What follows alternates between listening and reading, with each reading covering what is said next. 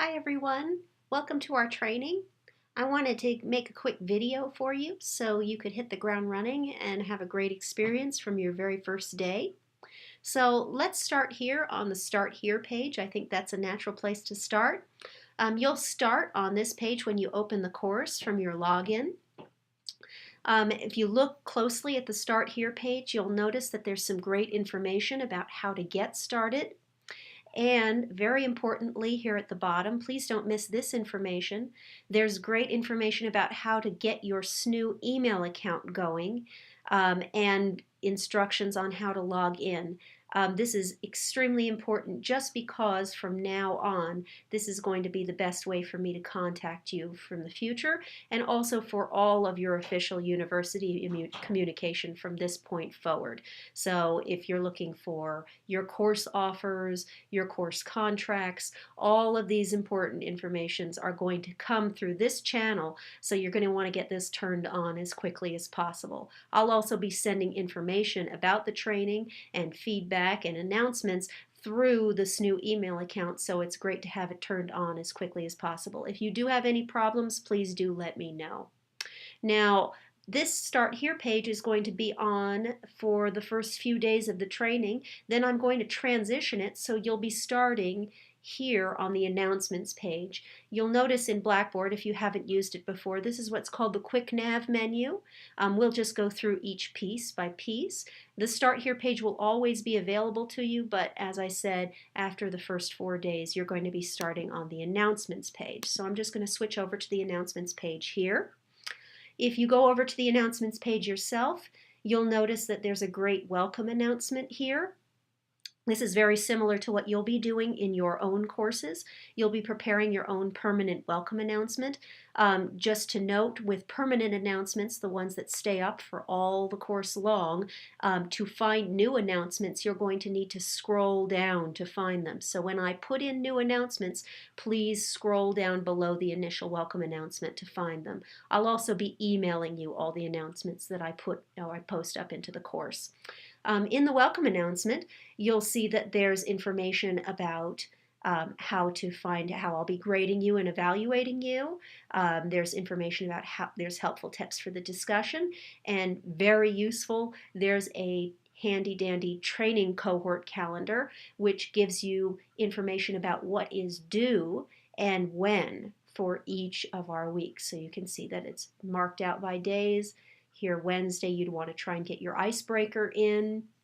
By Thursday, just to mirror what undergraduates and graduate students would be doing in the discussion boards, you'd want to put in your initial post to a discussion board. And by December 7th, Sunday, you'd be wanting to turn in all of the rest of your other work for week 1. The same thing would happen in week 2 and week 3. We'll be talking a lot more about what's due. Don't worry, I'll be sending you reminder emails, and I'll also be emailing you a checklist each week, so it'll help you keep track of what you'll be needing to do. I know you're all you're quite busy and you have a lot on your mind, so I'm happy to help out in that way. It also models what you might be doing for your own students. Let's head into course information. Here's another useful tool for you. You'll note that you have a course syllabus. This also has the list of assignments on it that we'll be doing. There's assignment guidelines and rubrics. These are extremely useful for you.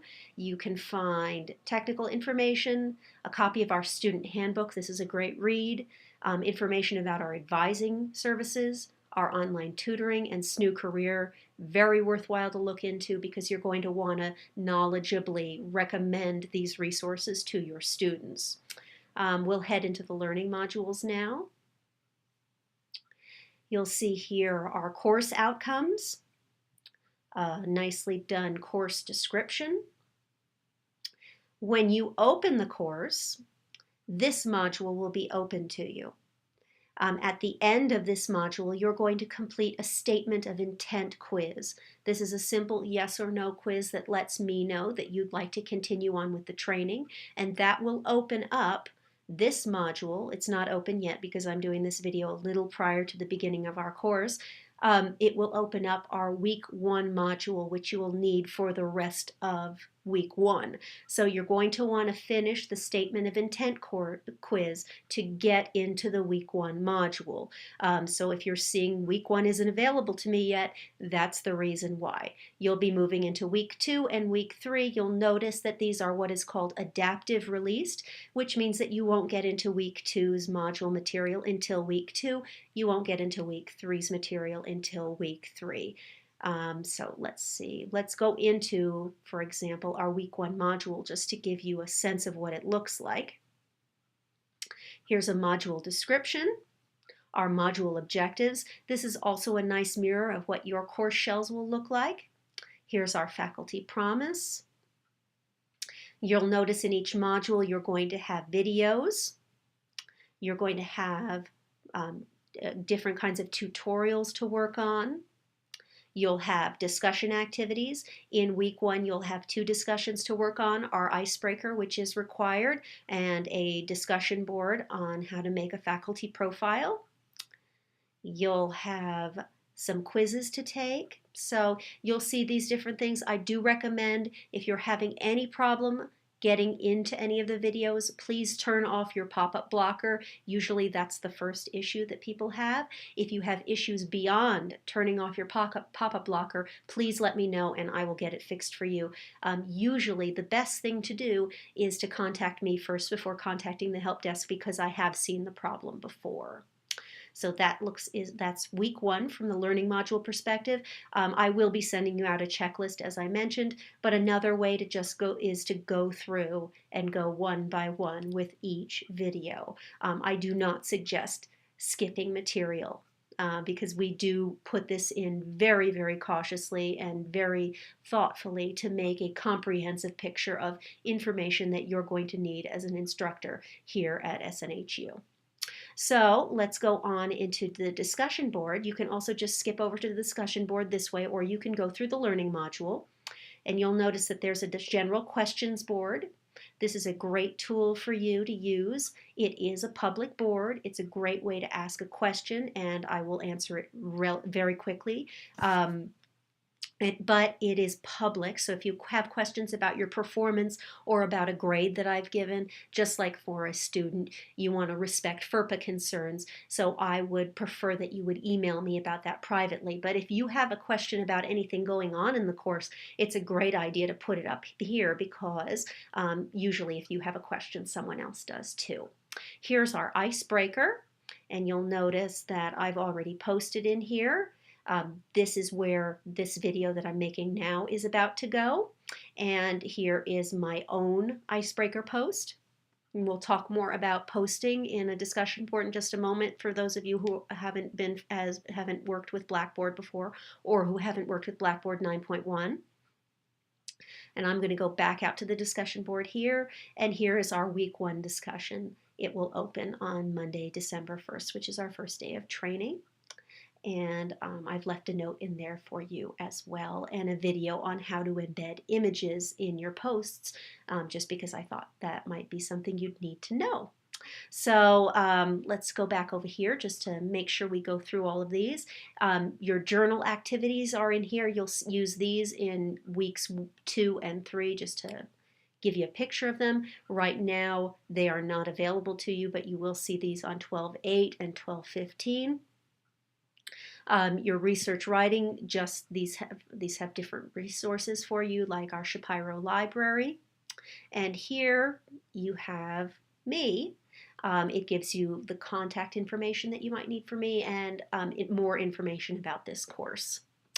You can always get your grades through this My Grades space. Again, this looks exactly like what your students are going to have. I can't click on it now because I'm in instructor mode and it doesn't have any information for me in instructor mode. So let's head back to the discussion board, and I'll show you some things in here. So let's head into the icebreaker.